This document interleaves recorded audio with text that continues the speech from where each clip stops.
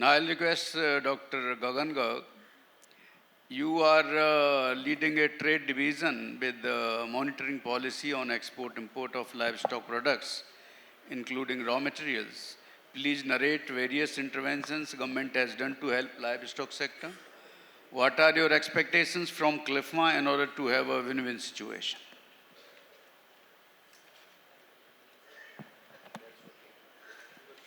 ऐसे भी बोल सकते हो. Today we are discussing on to balance the balance sheet. At apex level, government has to also balance the balance sheet for the farmers.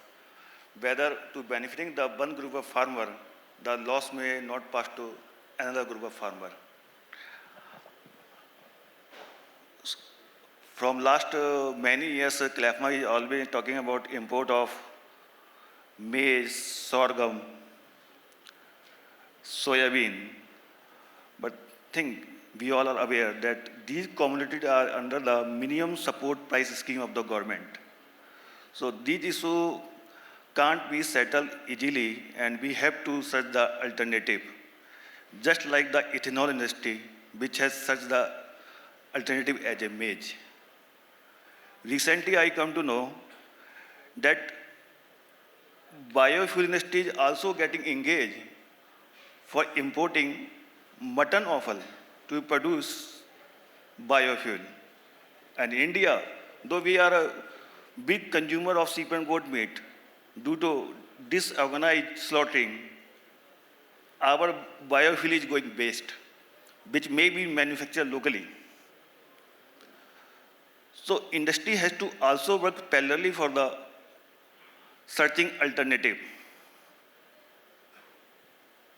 We are talking about the DRB. See how sensitive we are on the DRB. In 2023, we were only exporting 8% of total produce of DRB, 6 lakh metric ton. And it affected the total price for the cattle feed, though the industry is having the 14 million metric ton. The small amount affected the industry. On the similar way, we also make ban on export of wheat bran, which was affecting the industry.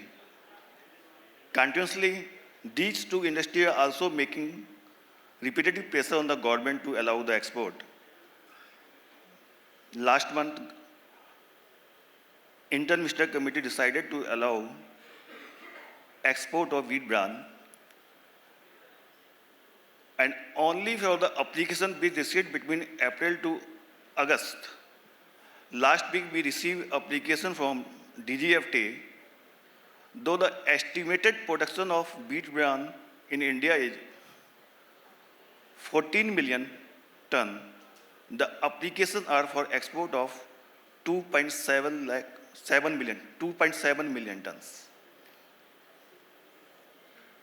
So we also require input from CLFMA. How much quantity should be considered for allowing the export? Because on the other hand, the Rural Milk Association is claiming that due to heavy rain, the wheat bran is getting affected with the aflatoxin.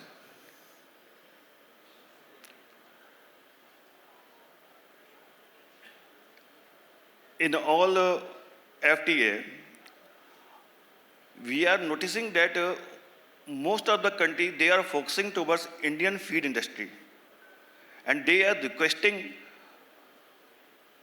to give concession on the compound annual feed also.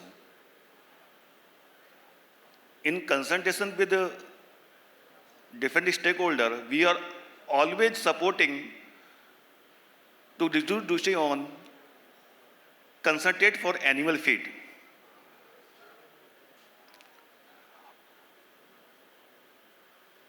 But there is always pressure for the compound annual feed. Though in 2024-25, we imported compound annual feed for a value of rupees 6 crore and exported for 400 crore, there is no such a import and export in high value. But ultimately, in UK FTA, the concession has also been forwarded for compound animal feed.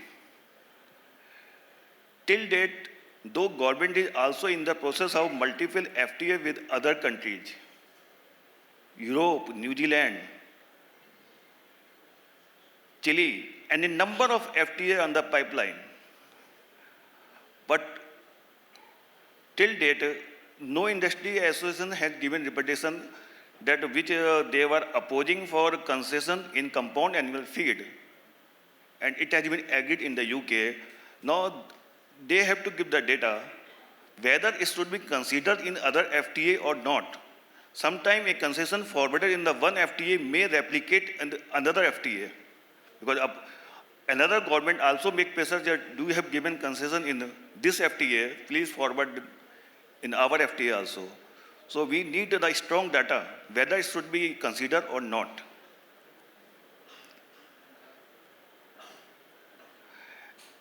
And another thing, on the consultate, we are regularly promoting and supporting.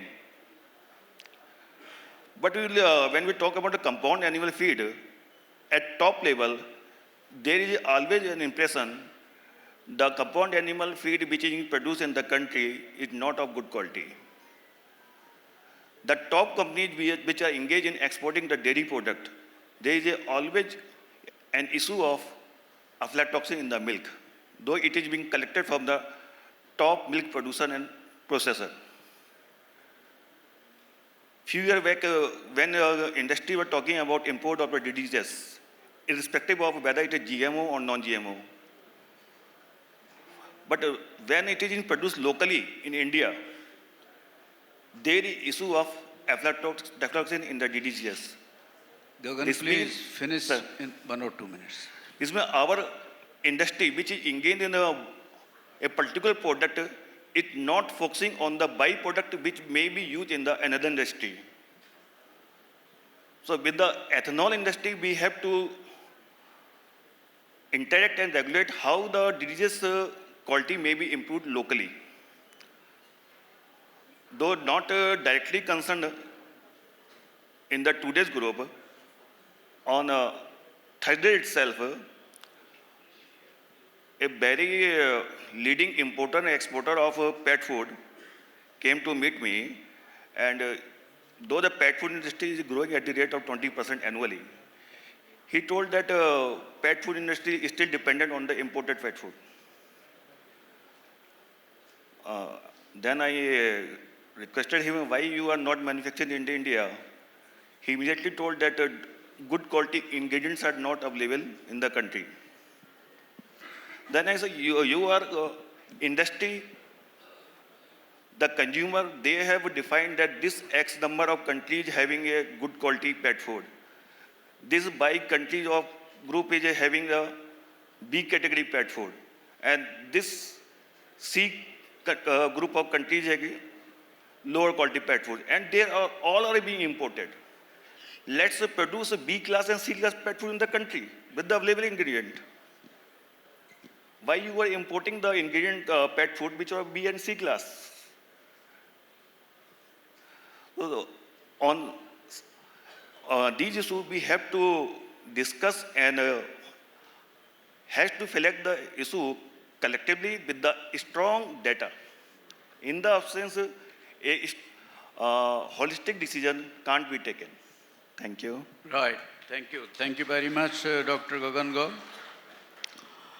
And now I'll request Mr. Jason John. You are from Managing Committee of CLFMA. Please narrate the audience about your data capturing analysis of demand-supply trends. To the audience, what could be one major issue or challenge in a plant protein source? Yeah, thank you, sir. First of all, thank you, Saikat, and moderator Chaudhary Shah and fellow panelists. The question itself is a little complex because commodity was never in control of any elements. It was keep moving out. So data itself was also very, very complex. So there is a proverb we can say, a smooth sea never made a good sailor. So it will be like this. And if you are a farmer or a crusher or a feed miller or an integrator or anyone in this supply chain, you will be challenged every day, on everyday basis to come with more sustainable, more economic feasible or better products or more better sustainable products on everyday basis. So these challenges will be there. So it's expecting that something good will happen and it will never happen. But how you work out, how you make these better equations are the only solutions for a commodity scenarios to, or how you find the solution in this commodity areas is your advantage or that is the opportunity. Coming back, of course, we all know that India is largest milk producer. Everybody has very wonderfully saying about the story. Largest milk producer, second largest egg producer, third largest aqua, fourth or fifth largest broiler, but we are the largest population. But this number won't solve. But again, you have a competition. And how you feel that? But in last 50 years, we have seen a tremendous self-sufficiency in almost all raw materials, except amino acid, as Dr. Mahesh was telling, we are highly dependent on Chinese market. But rest all major commodities we are self-sufficient. But are we self-sufficient with quality, consistency in this raw material? Especially DDGS, even soy is highly adulterated. That might be the reason why integrator is going for their own protection in soy. DDGS, of course, it's a very good alternative source for protein, but we are highly adulterated or inbuilt toxin is torturing our daily life. So that is one major threat as on date, and how we are going to find out the solution. So we have to find out, because that's the only way out. But I think only problems will make you to find out an alternative solution. Comfort zone will never give you. For example, 2016, we were short in wheat. We have imported wheat from France, Russia, Australia, and even from Pakistan. In 18, again, the same thing happened. But today, we are very much good in that. We are not importing any wheat from last 10 years. So I think these challenges only makes you to bring or give you an opportunity to find out better alternatives, like Jingalala Manoj was telling about his story, because you have to look into the domestic market. Of course, it is also good that government is not much interfered in animal husbandry. That is why it is doing well rather than agriculture, which is more subsidized. Hope that these things will give a better direction or a good direction for giving a sustainable food. At the same time, yesterday, our chairman was very wonderfully saying that we are not in a position to try for export market because our products are not good enough or our qualities are not better, because the cargo from Brazil is giving solutions to Middle East, where 3 days voyage from India to Middle East and 40 days voyage from Brazil to Middle East, and we are still not in a position to feed those markets. But I think, again, coming to the last point, how we create data, it is a detailed study and investment, and it requires lots of time, patience, analyzation. Earlier it was more on human-driven, now it's more artificial-driven. Data are working on, it is available. And coming to the last thing which you have said about the campaign, of course, I think working with USY, we do have a right to protein campaign which is working across the country. And it is, of course, it's it's working, and of course I will be giving that more into my presentation next time. I think I have explained everything. Thank you for that. Thank you, sir.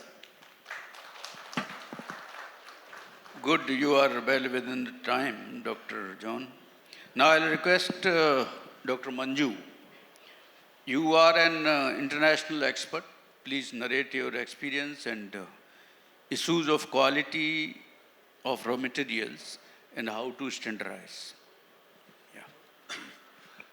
I would like to say a diet, typical broiler diet can have soybean percentage of average 18%, and it can also have 30%. And the 18% can give equally good performance as that of a 30%. And how? There is a lot of control which is happening when we are using alternate ingredients and the checks. So for the basic thing which is required for using alternate ingredients is to define purchase standards. Basically, I will give you one example. How many of us, we only see the toxin reports from many companies, pharma companies, but we don't see purchase orders having aflatoxin as a standard for purchase. Why I am telling standardizing purchase specifications for using any ingredients for that matter is to align suppliers to our need. So this is what is lacking. And example, I'll tell you DDGS, rice DDGS, you can see significant improvement in quality from years. When it was produced, it was having a lot of issues, and nowadays we have almost come out of rice DDGS issues. And same track is followed by corn DDGS also. So defining purchase standards is basic thing which is required by any company to control the quality of ingredients. So once we align our suppliers, we need to have checks at our feed mills.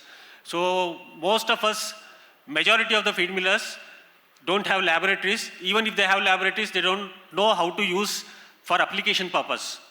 Application purpose means vehicles come and they don't test it and use it as it is. Particularly in this situation like the volatility of ingredients and other things. So most of the times we have hand-to-mouth situation for most of the raw materials. So, and what happens is the people without laboratories and even people with laboratories don't check and use. So particularly whenever we are talking about a lot of alternate ingredients, you need to check and then only use. So that is one more thing.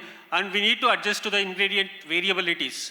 So now it is given that rice DDGs can have protein percentage of 38% also, and it can have 55% also. But for me, 40% is not bad, but I need to know at what price and how I am going to absorb that 40% exactly into the formulation.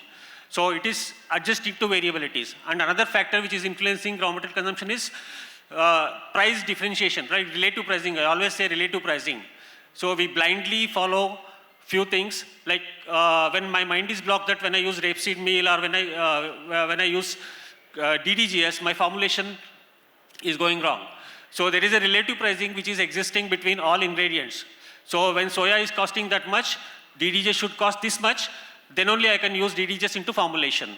So particularly when you see last 15 days trend, soya prices have shot up significantly and alternate ingredients are still at the same base level, which were as before. So the relative pricing, which is technically called the shadow pricing, which is most important to achieve economical performance. So 80%, 75% feed cost being, production cost is being from feed. So we need to have a lot of cost optimization things and adopting technologies, particularly technologies like NIR. Nowadays NIR application is there, but most of the times people use NIR as a printing machine. They don't relate data of arrivals to application. So application of NIR data is most important. I'll tell you corn DDGs and rice DDGs experience. So the moment corn DDGs is getting adulterated or rice DDGs is getting adulterated, so NIR gives it as an outlier. So you need not have to wait for lab to, we need not wait for lab to do analysis. So once you have NIR, so you can do it quickly. I think having control on quality of raw materials and reducing the soybean meal consumption over a period of time, particularly when we talk about corn and soya crisis, so it will have a good impact on production cost of feed. That's it. Yeah, thank you, Dr. Manju. Now we have 5 minutes to go for question answers, if any. Yeah, please.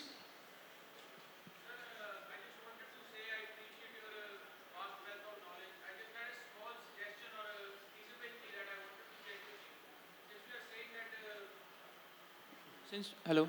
Since we are saying maize and rice even is suffering from the crush of the ethanol production, can we also not include the small excess like 10 million tons that India produces wheat in the production of ethanol as well? Because wheat DDGS can also be considered for feed uses because it has a higher starch and fiber percentage than maize DDGS. And it will take off the pressure from wheat and rice, maize and rice. So there's a alternative that we should also consider. The government should also consider. Obviously, it's more for human consumption, so it's a very difficult task to manage it. But I think the government should at least take some consideration of this factor. I don't know how viable it is, but I wanted to suggest this. Yeah, it is a very good source of energy, but the problem is that in India, the price of the wheat is costlier than corn. If it is affordable, definitely. I think in 2018-19 we used a huge quantity of the wheat when the maize prices have gone up. And yeah, now it is 33, but I think 2018-19 when the corn prices have gone up, at that time Government of India made it available, affordable, and at that time industry used ample quantity of the wheat. Definitely. Yeah, in feed only. No, sir. I meant use the wheat to produce ethanol. That's what I was suggesting. It is, I think, it is not economical for ethanol production. They Thank are you, sir. preferring corn and rice only. Thank you, sir. Yeah.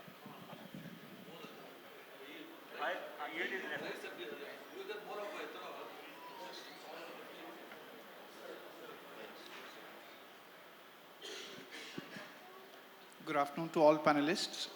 It's been very nice hearing you all, gentlemen. The topic for the discussion was around profitability. And I was expecting to, kind of have certain perspective on how much does power cost play a role as far as the profitability in terms of the entire value chain comes in. Any of the panelists could help me understand this. Yeah, very important question because going forward, production of the feed in the pellet form, the major cost is the power, and along with the power, it is the fuel cost, and the industry people, they are struggling to get. We are working on that, the efficiency. Companies like feed manufacturing companies like Famson, Bueller, they are working on that, and we are asking to the dye manufacturers, the equipment manufacturers, wherein by using alternate raw materials, it should not affect the throughput of the product. If it is affecting the throughput, then the cost of the feed will increase like anything. So the equipment manufacturers are also working on that without affecting the throughput. Okay. So use of the alternate raw material is going to help it out. So many companies, they are doing their R&D to make sure that the efficiency of the wear and tear, the spare cost, and also the throughput, which is helping to reduce the power cost. In case of the pellet feed mill, it is going to help. So it is a very important question, and we are also working very hard rather than, we have seen in some cases wherein the throughput has come down as low as up to 50%. If the throughput is coming down, the cost of the feed is going to go up. So on the other hand, okay, so we are also making the alignment to all the indigenous equipment manufacturers, especially the dye and the hammer mill beaters, sieves, wherein the wear and tear should not happen, and also the throughput should be more than the rated capacity. Thank you, sir. Thank you. Last question. We are manufacturers for additives, and I think one of the panelists did mention that the alternative sources should be the additives, which are for poultry, for aqua and all those. So where we are struggling right now is that the pricing. Will the government do anything in sense of giving some sort of a subsidy to the farmers or the end users for the additives? It's more like you want to purchase a Tata Nano, but you want it to perform like a Range Rover. So it's something like that. What are your views about government helping us or helping the end users in this?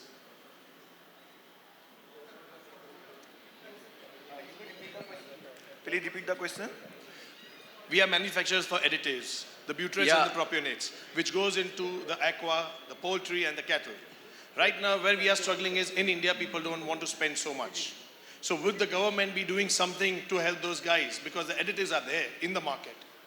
Yeah, But got your alternatively- point, got your point. Yeah. Government is running a couple of schemes where there is a provision for subsidy.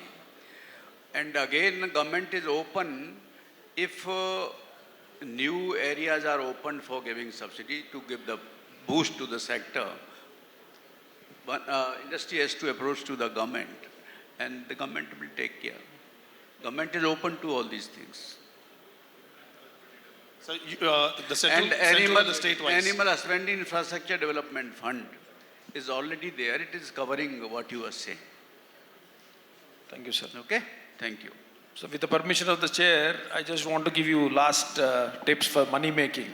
Tips for money making is, I don't want to name the people, in Bangalore and Hyderabad, they have used TMR, total milk ration or total balance ration. The startups have transformed 300 crore, 400 crore turnovers, working with a cluster model for 25 cows and training them. And in India, we have now 3,500 cows being managed by one veterinarian and classically doing in Maharashtra. There is a startup in Nasik, 50 crore turnover, just fodder production. Fodder production, 50 crore turnover. So these are the things we should capture. And finally, I told you the business model of sheep to get 1.5 lakh salary. In Karnataka, people get 50, 50, 50. January 50, February 50, March 50 sheep into the herd. Their total rearing time will be something like 3.5 months because they buy at 3 months. And when they rear it, it will be cost is 3,000, selling cost is 6,000 rupees. April, they start selling the 50 which is coming in. That means every time 50 into 30, 3,000 is 1,50,000 as a salary. So these are the stories we should capture from micro to macro. India is in the cusp now. Let us have an image building for that. Mission for life. Mission for life is, mission protein for life. Thank you so much, sir. Thank you. Thank you very much, O.P. Chaudhary, sir. Thank you very much, all our distinguished panel members.